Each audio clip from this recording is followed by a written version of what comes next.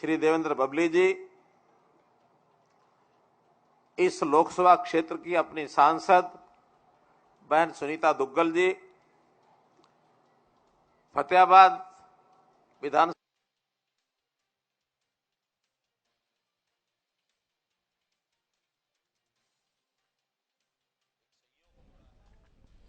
तो टोहाना में सीएम मनोहर लाल हैं, सीएम कार्यक्रम को संबोधित कर रहे हैं। बड़ी परियोजनाओं की सौगात टोहाना से भी सीएम की ओर से दी जाएगी। तो इस वक्त की तस्वीरें हम आपको दिखा रहे हैं। सीएम मनोहर लाल फतेहाबाद के टोहाना पहुंचे हैं। विकास कार्यों की सौगात सीएम की ओर से दी जाएगी। तो इससे पहले हिसार से भी सीएम की ओर से हजारों करोड़ की सौगात दी गई है। कई परियोजनाओं का उद्घाटन, कुछ का शिलान्यास किया गया है। सीएम की ओर से दावा भी किया गया कि हम समान विकास कार्य कर रहे हैं, हम सभी का समान विकास हो, इस बात को सुनिश्चित कर रहे हैं। तो अब टोहाना पहुंचे सीएम मनोहर लाल। टोहाना से भी कई परियोजनाओं की सौगात सीएम के हाथों मिलने जा रही है।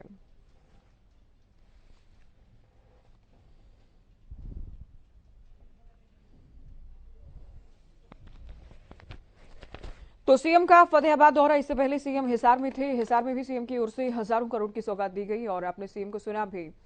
अब सीएम फतेहाबाद के टोहाना पहुंचे हैं। स्थानीय सांसद सुनीता दुग्गल उनके साथ हैं। कैबिनेट मंत्री देवेंद्र बबली भी कार्यक्रम में मौजूद हैं और बड़ी संख्या में लोग उपस्थित हैं। कार्यक्रम को सीएम संबोधित इस वक्त कर रहे हैं, सीधे आपको सुनवाया भी। तो अमृत सरोवर की परियोजना का लोकार्पण सीएम के हाथों आज। अन्य कई परियोजनाओं का शिलान्यास भी सीएम करने वाले हैं। तो कई परियोजनाओं की बड़ी सौगात सीएम के हाथों मिलने जा रही है।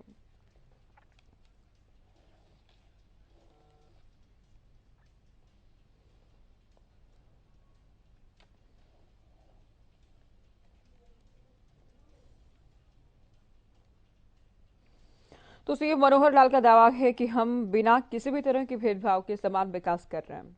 हम हरियाणवी एक किनारे के साथ हरियाणा को आगे ले जा रहे हैं। हिसार में भी सीएम की ओर से दावा किया गया। अब सीएम फतेहाबाद के टोहाना पहुंचेंगे और यहां भी सीएम कई बड़ी सौगात देने जा रहे हैं।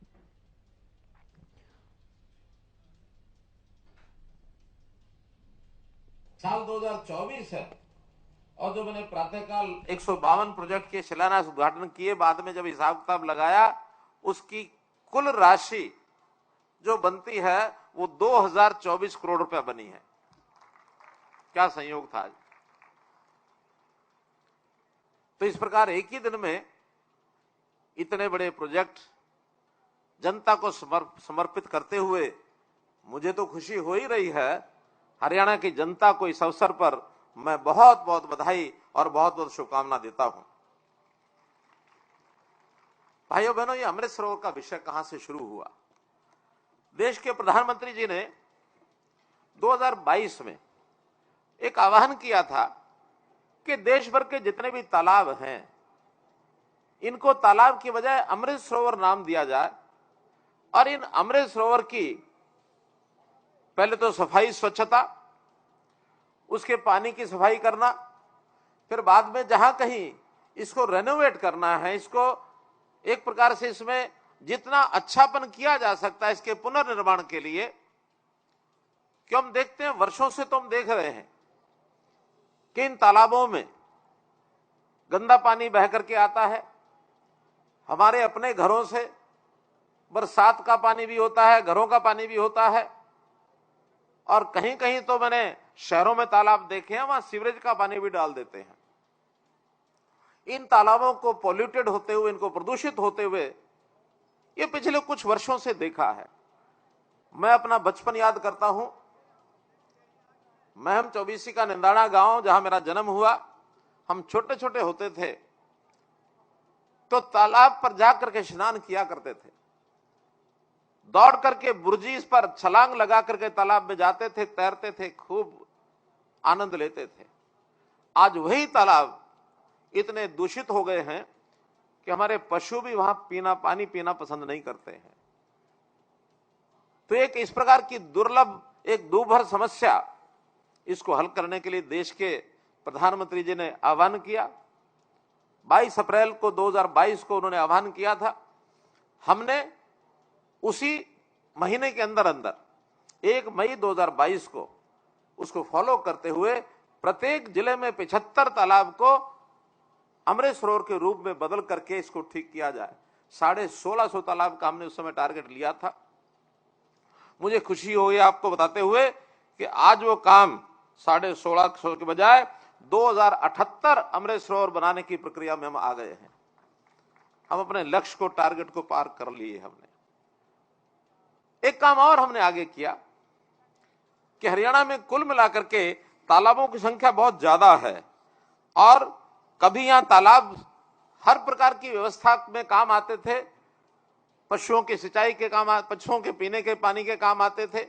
घरों में भी पीने के अलावा बाकी सब काम हम तालाबों के पानी से करते थे और सिंचाई के भी काम आते थे। एक समय तालाबों की भरमार थी। हमने इन सब तालाबों की व्यवस्था के लिए हरियाणा में एक पॉन्ड अथॉरिटी बनाई, तालाब प्राधिकरण, और तालाब प्राधिकरण के जिम्मे लगाया कि सर्वे करें। सर्वे करके पाया गया कि ग्रामीण क्षेत्र के अंदर कुल मिलाकर तालाबों की संख्या हमारी 18,000 के आसपास ये सब तालाब जो है हमको वहां मिले। और केवल ग्रामीण क्षेत्र में नहीं, 900 तालाब जो है वो शहरों में भी मिले और उन शहरों तालाब को भी ठीक करने का काम हमने उस बीड़े को उठाया। तो और कुल 19,649 तालाब, ये एक टारगेट रखा, इनको हम ठीक करेंगे। 11,000 के आसपास तालाब इसमें पॉल्यूटेड है, प्रदूषित हैं। बाकी तालाब ऐसे हैं कुछ सूख भी गए हैं, पानी वहां पहुंचता नहीं है। वर्षा का पानी 3 महीने 4 महीने के लिए तो पानी आता है, बाद में तालाब सूख जाते हैं। वहां आज भी पशुओं के पीने की व्यवस्था नहीं होती है। तो इस बहुत बड़े काम को करने के लिए ये बीड़ा हमने उठाया और इस पानी को उपलब्ध कराने के लिए आज ये जो काम शुरू किया गया है, ये हरियाणा भर में लगातार ये चल रहा है। हरियाणा में सिंचाई के नाते से और पीने के पानी के नाते से एक अध्ययन के अनुसार, अगर मैं इसको लीटर में बताता हूं तो 35 लाख करोड़ लीटर, 35 लाख करोड़ लीटर ये पानी हमको चाहिए। चाहे इसमें पीने के लिए है, स्नान करने के लिए है, नहाने धोने के लिए है, खेती के लिए है, सिंचाई के लिए है, हमारे हर प्रकार का उद्योग में इसका बड़ा उपयोग होता है। तो 35 लाख करोड़ पानी चाहिए। आज वही जो स्टडी है, वो जो अनुमान है, वो बता रहे हैं कि हमारे पास जो उपलब्धता है कुल मिलाकर 20 लाख यानी 21 लाख करोड़ लीटर है। 35 चाहिए, 21 है, 14 लाख करोड़ पानी की कमी आज भी हरियाणा में है। और इस पानी की आपूर्ति आखिर तो वर्षा से होती है, पहाड़ों से होती है, जो नदियां चलती हैं उनमें से होती है। हमारे पानी का बहुत बड़ा हिस्सा जो समझौता हुआ था पंजाब के साथ, एसवाइल के माध्यम से हमको मिलना था, सतलुज यमुना लिंक नहर के माध्यम से, वो हमको मिल नहीं रहा है। अब वो अंतर्राज्यीय विवाद है, उस विवाद के हल के लिए हम सुप्रीम कोर्ट तक भी पहुंचे हैं। कब वो हल होगा, कब नहीं होगा, लेकिन अगर हल नहीं भी हो रहा अभी, तो भी पानी का प्रबंधन ये सरकारों के जिम्मे होता, उसको हम कर रहे हैं। और पानी के प्रबंधन के करने के बाद आवश्यक पानी हरियाणा के किसी भी कोने तक पहुंचाने के लिए हमने सफलता पाई है। 300 टेल ऐसी थी हरियाणा में जो हमारे राजस्थान के साथ बॉर्डर लगता हुआ है, चाहे वो हिसार जिला, चाहे वो फतेहाबाद जिले का भी कुछ एरिया, और इसके साथ भिवानी जिला, दादरी जिला, महेंद्रगढ़ जिला, इन सब जिलों का ऐसा बॉर्डर का एरिया जहां 300 टेल पर पानी कभी पहुंचता नहीं था, हमने कोशिश करके उन सब 300 टेल तक पानी पहुंचाया है। हमने प्रबंधन किया है और प्रबंधन करने के लिए बहुत से काम करने पड़ते हैं, हमने किए हैं। उसके अंदर जैसा मैंने पॉन्ड अथॉरिटी का तो विषय बताया ही बताया है, इसके साथ जो पानी को साफ करने की जो नई नई टेक्नोलॉजी है, सबसे पहले तो तालाब का पानी साफ करना है। उस पानी के तालाब को साफ करने के लिए एक अभी जो अपना सरोवर मैंने देखा है यहाँ, आज संयोग से सबसे पहले आने के बाद इस गांव में मैं पहले लाइब्रेरी देखने के लिए गया, जो नई लाइब्रेरी आपने बनाई है, बहुत सुंदर लाइब्रेरी बनी है। मैं उसके लिए अपने मंत्री जी हैं, अपने यहाँ की पंचायत है और यहाँ के जो नौजवान हैं जिन्होंने उसका सहयोग किया, उनको सबका बहुत अभिनंदन करता हूं कि अच्छी लाइब्रेरी आपने यहाँ बनाई है। उसके बाद ये सरोवर देखने के लिए गया, तो सरोवर में पानी को साफ करने की जो टेक्नोलॉजी वहां मैंने देखी, ऐसा नहीं कि पहली बार यहां देखी है, उसको देखने के लिए मैं पंजाब गया। उस टेक्नोलॉजी का नाम है सींचे वाला टेक्नोलॉजी। और सींचे वाला नाम क्यों है? पंजाब के अंदर एक संत रहते थे, वहां रहते हैं अभी भी, उस गांव का नाम है सींचे वाला। और उन्होंने अपने गांव का जो पानी है उसको साफ करके तालाब में जाने से पहले उसको स्वच्छता कैसे करनी है एक टेक्नोलॉजी इजाद की। उसको देखने के लिए मैं सींचे वाला भी गया था। और वो सज्जन ऐसे हैं, उन संत को बाद में उसी टेक्नोलॉजी के कारण से पद्मश्री अवार्ड भी मिला है। वो पद्मश्री अवार्ड प्राप्त टेक्नोलॉजी के अन्वेषक, जो सर्च करने वाले, वही टेक्नोलॉजी आज हमारे गांव में यहां देखने को मिली है। मन प्रसन्न हुआ है। तो इस प्रकार से पानी साफ करके तालाब में डाला जाए, पशु भी उसको पी सकते हैं। खेती करने में भी आखिर किसान को आसानी से खेती करने का मन सिंचाई करने का करता है, वरना गंदा पानी तो किसान भी चाहता है कि वह खेत में न जाए। तो इस प्रकार से सब टेक्नोलॉजी के माध्यम से नई नई जो टेक्नोलॉजी आई है, एक जल शक्ति अभियान जो हमने चलाया है, इस जल शक्ति अभियान में जितने काम किए गए हैं, एक काम उसमें यह भी किया कि हमारी सरकार आने से पूर्व तालाबों की सफाई के लिए और 50,000 रुपया एक गांव में एक तालाब के ऊपर खर्च किया जा सकता था। हमने कहा कि इस 50,000 में ये मुरम्मत और इस प्रकार का, जैसे हम तालाब पर कुछ बगीचा बनाना चाहते हैं, कोई लाइट लगाना चाहते हैं, कोई बेंच लगाना चाहते हैं, कहीं जिम लगाना चाहते हैं, ओपन जिम, तो इसकी राशि बढ़ाई जाए। हमने उस राशि को बढ़ा करके प्रति तालाब 7 लाख रुपया कर दिया है मित्रों, कि अब तालाब के ऊपर 7 लाख रुपया लगा करके आप उसका सौंदर्यीकरण कर सकते हैं, उसका पुनर्निर्माण कर सकते हैं। और उसमें ये जो तालाब मैंने 2048 बताए हैं, ये उसी का परिणाम है कि उन तालाबों पर काम शुरू हो गया है। 60 जो आज उद्घाटन किए गए हैं। एक और जो बड़ा विषय कि इन 60 में से आधे से ज्यादा 31 जो ऐसे सरोवर हैं, वो केवल फतेहाबाद जिले में ही हम करा रहे हैं। 31 तालाब। अब इसके लिए दोनों ही तरफ बात मैं कर सकता हूं। बबली जी को बधाई भी देता हूं, और बबली की चालाकी पकड़ी गई कि सबसे पहले अपने यहां कराओ। अब इसके दोनों अर्थ हैं।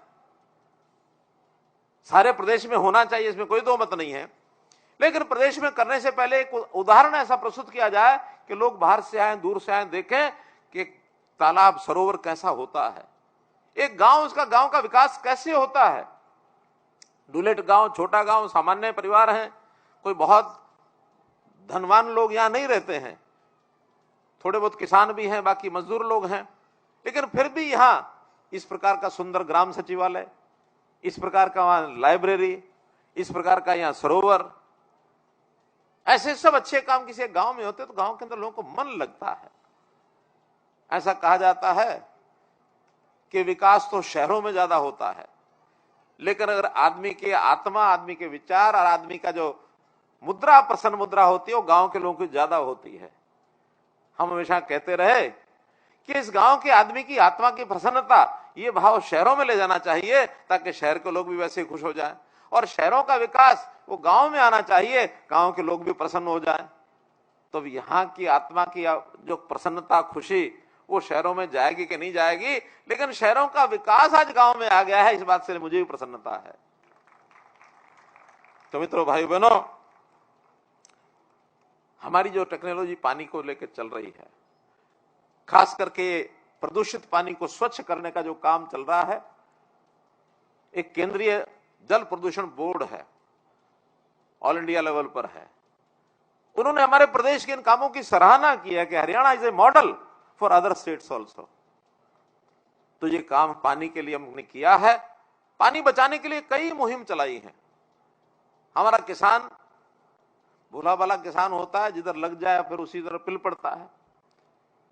जहां चने बुआई होते थे, किसी ने रास्ता दिखा दिया, यहां पानी जमीन से निकालो और यहां धान बोना शुरू कर दो। उसने पानी जमीन का निकाला, नहर का पानी मिला कि नहीं मिला, लेकिन जमीन के पानी से बिजली मुफ्त मिल गई, वहां धान बोना शुरू कर दिया, और वहां जो रासायनिक खाद है वो डालने शुरू कर दिए। आमदन बढ़ गई। लेकिन हुआ क्या, दुष्परिणाम ये हुआ कि उस रासायनिक खाद के कारण से वो जो अपनी जमीन है वो खराब कर बैठा, और खराब करने के बाद वही जमीन जहां चने अच्छे वाले होते थे उतने ही पैसे के होते थे जितने पैसे का धान होता है, लेकिन पानी और ये जो रासायनिक खाद के दुरुपयोग के बाद उस जमीन में आज जो है दलदल हो गई है, वाटर लॉगिंग हो गई है। अब वहां फसल का दाना ना चना होता, ना धान होता, ना गेहूं होता, कुछ नहीं होता। आज किसान पछता रहा है। सुबह ही मुझे हमारे डिप्टी कमिश्नर ने और हमारे दूढ़ाराम जी ने दोनों ने बताया कि भट्टू एरिया के बहुत गांव ऐसे हैं जहां पानी जो है वो वाटर लॉगिंग, पानी ऊपर रह गया, पानी नीचे जाता नहीं है। जाएगा कैसे? नीचे की जमीन उसको तो केमिकल खाद ने हार्ड कर दिया है, पक्की लेयर बन गई है। पानी जो पहले जमीन के अंदर रिस जाता था आज पानी जाता नहीं है। बरसात के बाद जहां केंचुए निकल के आते थे, आज हमारी नई पीढ़ी ने केंचुआ ही नहीं देखा। केंचुआ क्या होता है? बात ठीक है कि नहीं? नई पीढ़ी को केंचुआ नहीं पता क्या होता है। केंचुआ ऐसा एक कीड़ा है कि जमीन के अंदर सुराख कर करके 10, 12, 15 मीटर तक नीचे चला जाता है, बरसात के दिनों में फिर ऊपर आ जाता है। उसके जो बिल होते हैं उस बिलों के माध्यम से पानी नीचे चला जाता है। आज वो सब समाप्त हो गए हैं। हमारे जो बड़े बुजुर्ग किसान यहां बैठे हैं, केंचुआ किस किस ने देखा है? केंचुआ इतने लोगों ने देखा है। और जो अभी 20-25 वर्ष के नौजवान हैं, उनमें से किसी ने केंचुआ देखा है? उनमें नहीं कोई हाथ खड़ा। इसलिए कि वो केंचुआ नाम का प्राणी समाप्त हो गया है। और ये केवल केंचुआ नहीं था, वो हमारे जीवन दाता के नाते से वो पानी को जमीन में ले जाता था। जमीन का पानी हर वर्ष ऊपर उठता था। हम थोड़ा पीने के लिए निकालते थे, थोड़ा उपयोग करते थे, अपने आप एक ऑटोमेटिक राशनिंग थी। आज लगातार हमने निकालना शुरू कर दिया। हमने उसको भी किसान को समझाया कि इसको रोको, जहां धान नहीं बोना चाहिए वहां मत बोए, और अगर धान बोना शुरू कर दिया है तो दूसरी फसलों पर आ जाए, और हम आपको हर एक फसल का धान बुआई नहीं करोगे दूसरी करोगे तो 7,000 रुपया सरकार आपको देगी, और ये मेरा पानी मेरी विरासत नाम से योजना चलाई। 7,000 रुपया मिल जाएगा उनको। हमें हर इलाके में नहीं कह रहा, लेकिन जब पानी बहुत नीचे चला गया है, डार्क जोन हो गए हैं, और डार्क जोन होने के बाद आज समस्या ये आ रही है कि वहां बिजली भी भरपूर मात्रा में लगाते हैं पानी, और हर साल एक यानी पाइप वो नया उसमें डालना पड़ता है 10 फुट का। तो इस समस्या से निजात पाने के लिए हम लोगों को इस योजना पर जरूर आना चाहिए, और मैं उन किसानों का बहुत धन्यवादी हूं जिन्होंने इस योजना को अडॉप्ट किया, और 1,74,000 एकड़ जमीन पर लोगों ने धान बोना छोड़ दिया है। मैं उन किसानों को भी बहुत बहुत धन्यवाद और बधाई देता हूं। तो भाइयों बहनों, हमने रिचार्जिंग वेल, ताकि बरसात का पानी रिचार्जिंग वेल शाफ्ट जिसको कहते हैं, शाफ्ट डाल करके और जमीन के अंदर पानी डालने का प्रावधान भी किया है। 1,000 वेल बनाए हैं अगले वर्ष के लिए, और हमने 1,000 वेल का टारगेट रखा है, ताकि इससे भी पानी जो है जमीन में जाएगा, और इसके कारण से हर वर्ष 8,000 एकड़ जमीन उसकी सिंचाई हम ज्यादा कर पाएंगे। क्योंकि जमीन ज्यादा सिंचाई हम कर पाए, इस ओर हमको आगे बढ़ना है। अगर मैं जमीन का हिसाब आपको सारा बताऊं तो हरियाणा की कुल जमीन जो खेती लायक है वो है 95 लाख एकड़। आज सिंचाई जिसमें से कैनाल की सिंचाई केवल 45 लाख एकड़ होती है। 50 लाख एकड़ ऐसी है जहां नहर का पानी नहीं जाता है, या तो बरसात का पानी होता या ट्यूबवेल का पानी होता, उसी में से हम सिंचाई कर सकते हैं। धीरे धीरे उसको कम करना, यानी और सिंचाई के साधन बढ़ाना, वो पानी इसी प्रकार से साफ करके बढ़ा सकते हैं। पानी की ओर जितना गंभीर होना चाहिए उसकी बहुत बड़ी जरूरत है। शहरों में पानी वेस्ट करते हैं खूब लोग, क्योंकि पानी की सप्लाई भी वहां ज्यादा होती है, लेकिन उसको साफ नहीं करते हैं, बल्कि बाद में फिर कीचड़ बनता है, बाढ़ आती है। हमने उसको भी पानी के ट्रीटमेंट प्लांट लगाए हैं, और ट्रीटमेंट प्लांट लगाने के बाद उस पानी का दोबारा से उपयोग करना, उद्योग में उपयोग करें, बागवानी में उपयोग करें, सिंचाई के लिए करें, उद्योग के लिए करें। पावर थर्मल प्लांट जो है उसमें पानी लगता है, उसमें भी हम डाल रहे हैं। और पिछले 3 सालों के अंदर जो हमने इसमें योजना बनाई है, 200 ऐसे प्लांट वाटर ट्रीटमेंट के वो हमारे लगे हैं, जिसमें 700 क्यूसेक पानी वो उसका उपलब्ध हो रहा है जो हम उपयोग कर रहे हैं। यानी इन सारी चीजों के लिए मैं इसलिए आपको बता रहा हूं कि पानी के बारे में जो धारणा बनी हुई है, एक शब्द बोला जाता है पानी अमूल्य है। अब ये अमूल्य कह देते हैं तो इसके दो अर्थ निकाल लेते लोग, और उसमें से एक अर्थ ये लगाते हैं पानी अमूल्य है, कोई पैसा लगता नहीं, मुफ्त का है। जबकि अर्थ ये है कि पानी बेशकीमती है, किसी भी कीमत पर पानी खरीदा नहीं जा सकता है, पानी बनाया नहीं जा सकता है। हम कोई एक मशीनरी तो बना सकते हैं, हम कपास से रुई और रुई से कपास, कपास से धागा, धागे से बुन करके कपड़ा, कपड़े के बाद अपना कमीज, ये तो बना सकते हैं। जिस कुर्सी पर हम बैठे ये कुर्सी तो बना सकते हैं, लेकिन कोई कहे पानी बना के दिखाओ तो पानी बन नहीं सकता है। मित्रों, पानी इसलिए बेशकीमती है, अमूल्य है, इसको व्यर्थ नष्ट ना करें। पानी का महत्व हम कम जानते हैं। क्यों जानते हैं कम? कि हमारे यहां ऊपर नीचे पानी की बहुलता बहुत है, समुद्र में पानी, बरसात में पानी, जमीन में पानी, सब जगह। लेकिन स्वच्छ पानी जब नहीं मिलेगा तो हमारा जीवन संकट में आ सकता है। पानी की कीमत वो देश जानते हैं जहां जमीन के अंदर पानी है ही नहीं, बल्कि पानी की जगह उनका मालामाल करने वाला जो एक पदार्थ है वो है तेल। नीचे तेल है, पानी नहीं है, और तेल निकाल निकाल करके वो बाकी देशों को बेच बेच करके धनवान हो गए हैं। लेकिन धनवान होने के बाद आज पानी का संकट वहां भी है। पानी वहां महंगा है, तेल वहां सस्ता है। पानी विदेशों से मंगवाते हैं। हमारे पास तो पानी एक अमूल्य धरा है हमारे पास, इसको बचा करके रखना ये हमारा काम है। और आगे आगे तो तेल का संकट जितना ज्यादा हो रहा है, उसका भी विकल्प अपने वैज्ञानिकों ने पानी को बना लिया है। कैसे बनाया है? कुछ ऐसे रिसर्च, ऐसी ऐसी नई नई खोज ये हो गई है कि पानी में से हाइड्रोजन को अलग करो और हाइड्रोजन के साथ गाड़ियां चलाओ, हाइड्रोजन के साथ बिजली पैदा करो। अब हाइड्रोजन अलग होने लग गई है। पानी के दो हिस्से होते हैं, हाइड्रोजन और ऑक्सीजन। ऑक्सीजन सांस के लिए काम आती है और हाइड्रोजन गाड़ी चलाने के लिए काम आएगी। जिस दिन हमारे वैज्ञानिक इसमें और थोड़ा अच्छी प्रकार से सफल हो गए और इस उद्योग को बढ़त मिलेगी तो हमें तेल वेल की जरूरत नहीं पड़ेगी। इसी पानी का उपयोग हम अपनी गाड़ियां चलाने के लिए भी कर लेंगे, ट्रैक्टर चलाने के लिए भी कर लेंगे। एक बहुत बड़ी अनुसंधान ये सब चल रहे हैं। तो मित्रों, पानी के प्रति गंभीरता और पानी का हमेशा हिसाब किताब भी रखना चाहिए कि हमारे गांव में बरसात हुई तो कितनी हुई। इसके लिए नए नए प्रकार के मीटर आ गए हैं, जल प्रवाह मीटर और मैनुअल वर्षा मापी यंत्र ये आ गए हैं कि गांव के अंदर कितनी वर्षा हुई। फिर ऐसे यंत्र भी आ गए हैं कि हमारा जहां गांव है इसके नीचे जमीन में पानी कितना नीचे है, अब कितना है, अगले साल कितना होगा, उससे अगले साल कितना होगा। पीजोमीटर उसका नाम है। हमने ये सब स्थापित करने शुरू कर दिए हैं। और अब पीजोमीटर के आधार पर और ये जो वर्षा मापी यंत्र है इसके आधार पर पानी की सप्लाई और फसलों की उगाई, सिंचाई का प्रकार, ये सब उस हिसाब से तय किया जाएगा। कहीं ऐसा ना हो कि आने वाली पीढ़ी को हम विरासत के रूप में जमीन तो देके जाएंगे, जिसके पास जितनी हो दे जाएगा अपनी पीढ़ी को, लेकिन बिना पानी के दे के गए तो आने वाली पीढ़ी हमको गालियां देगी, हमको कहेगी कि हमारे बाप दादा को इतनी समझ नहीं थी कि जो पानी नहीं बचा सके।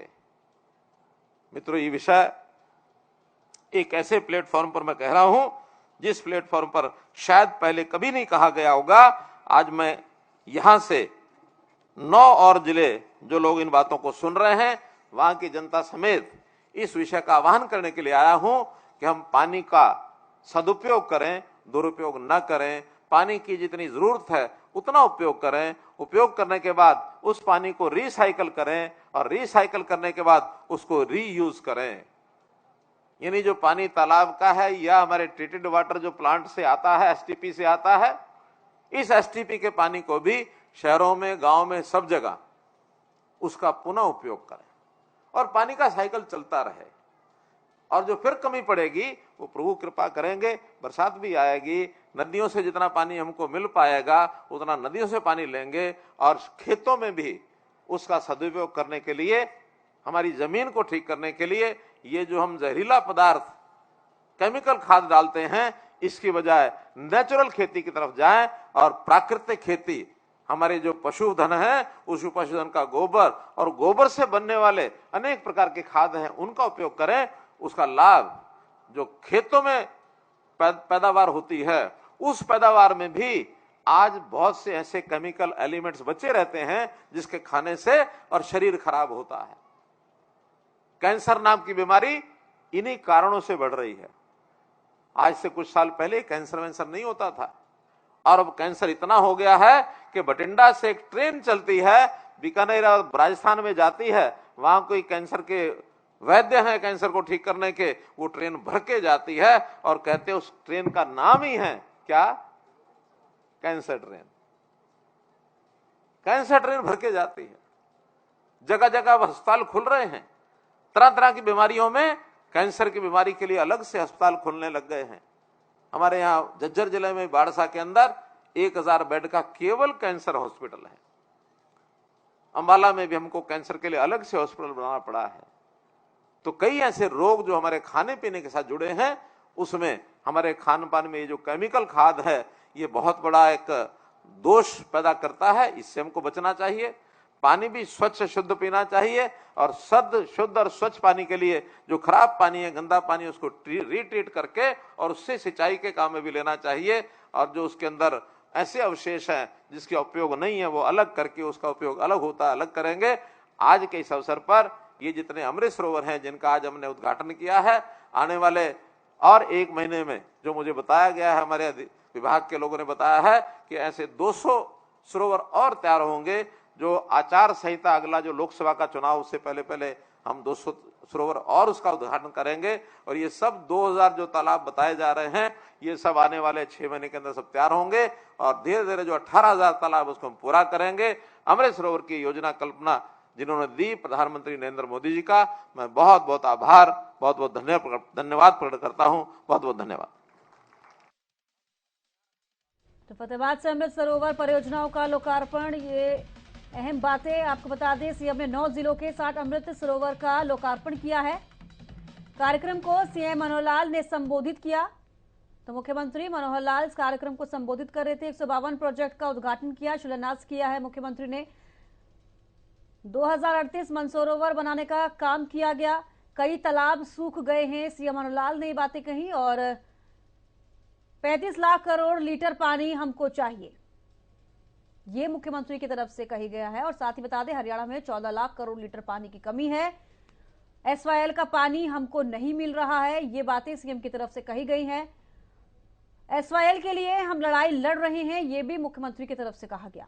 तो एसवाईएल के लिए हम सुप्रीम कोर्ट तक पहुंचे